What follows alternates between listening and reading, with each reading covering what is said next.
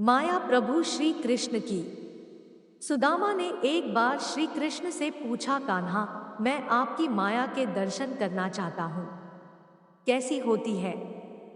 श्री कृष्ण ने टालना चाहा, लेकिन सुदामा जी की जिद पर श्री कृष्ण ने कहा, अच्छा, कभी वक्त आएगा तो बताऊंगा।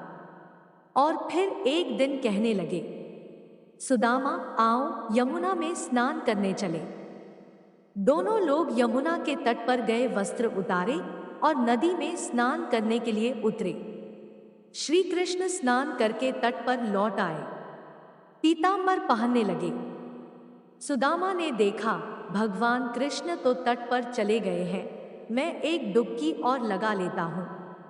और जैसे ही सुदामा ने डुबकी लगाई, भगवान ने उन्हें अपनी माया का दर्शन कर दिया। सुदामा को लगा यमुना में बाढ़ आ गई है, वह बहे जा रहे हैं। सुदामा जैसे तैसे तक घाट के किनारे रुके, घाट पर चढ़े, घूमने लगे। घूमते घूमते गांव के पास आए। वहां एक हथिनी ने उनके गले में फूल माला पहनाई। सुदामा हैरान हुए। लोग इकट्ठे हो गए। लोगों ने कहा, हमारे देश के राजा की मृत्यु हो गई है। हमारा नियम है, राजा की मृत्यु के बाद हथिनी जिस भी व्यक्ति के गले में माला पहना दे, वही हमारा राजा होता है। हथिनी ने आपके गले में माला पहनाई है, इसलिए अब आप हमारे राजा हैं। सुदामा जी हैरान हो गए। सुदामा जी को राजा बना दिया गया। एक राजकन्या के साथ उसका विवाह भी हो गया। 2 पुत्र भी पैदा हो गए। एक दिन सुदामा जी की पत्नी बीमार पड़ गई और उनकी मृत्यु हो गई। सुदामा जी दुख से रोने लगे। सुदामा जी की पत्नी की मृत्यु हो गई थी, जिसे वह बहुत चाहते थे, और वह बहुत ही सुंदर और सुशील थी। लोग इकट्ठे हो गए। उन्होंने सुदामा को कहा, आप रोए नहीं, आप हमारे राजा हैं। लेकिन रानी जहां गई है, वहीं आपको भी जाना है। यह मायापुरी का नियम है। आपकी पत्नी को चिता में अग्नि दी जाएगी। आपको भी अपनी पत्नी की चिता में प्रवेश करना होगा। आपको भी अपनी पत्नी के साथ जाना होगा।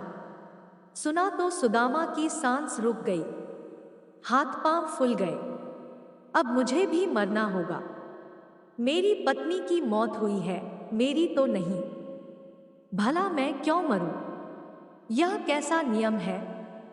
अब सुदामा अपनी पत्नी की मृत्यु को भूल गए, उनका रोना भी बंद हो गया। अब वह स्वयं की चिंता में डूब गए और कहा, भाई, मैं तो मायापुरी का वासी नहीं हूं। मुझ पर आपकी नगरी का कानून लागू नहीं होता। मुझे क्यों जलना होगा? लोग नहीं माने। कहा, अपनी पत्नी के साथ आपको भी चिता में जलना होगा, मरना होगा। यह यहाँ का नियम है। आखिर सुदामा ने कहा, अच्छा भाई, चिता में जलने से पहले मुझे स्नान तो कर लेने दो। लोग माने नहीं। फिर उन्होंने हथियारबंद लोगों की ड्यूटी लगा दी, सुदामा को स्नान करने दो, देखना कहीं भाग न जाए। रह रह कर सुदामा जी रो पड़ते। अब सुदामा जी इतना डर गए कि उसके हाथ पैर कांपने लगे। वह नदी में उतरे, उन्होंने डुबकी लगाई और जैसे ही बाहर निकले तो माया नगरी कहीं भी नहीं थी। किनारे पर तो कृष्ण अभी अपना पीतांबर ही पहन रहे थे और वह एक दुनिया घूम आए हैं, मौत के मुंह से बचकर निकले हैं। सुदामा जी नदी से बाहर आए और वह रोते ही जा रहे थे। श्री कृष्ण हैरान हुए।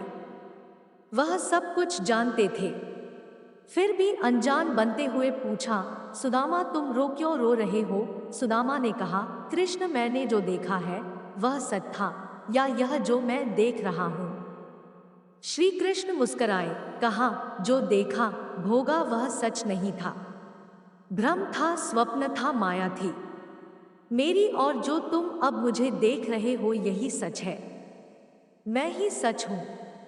मेरे से भिन्न जो भी है वह मेरी माया ही है, और जो मुझे ही सर्वत्र देखता है, महसूस करता है, उसे मेरी माया स्पर्श नहीं करती।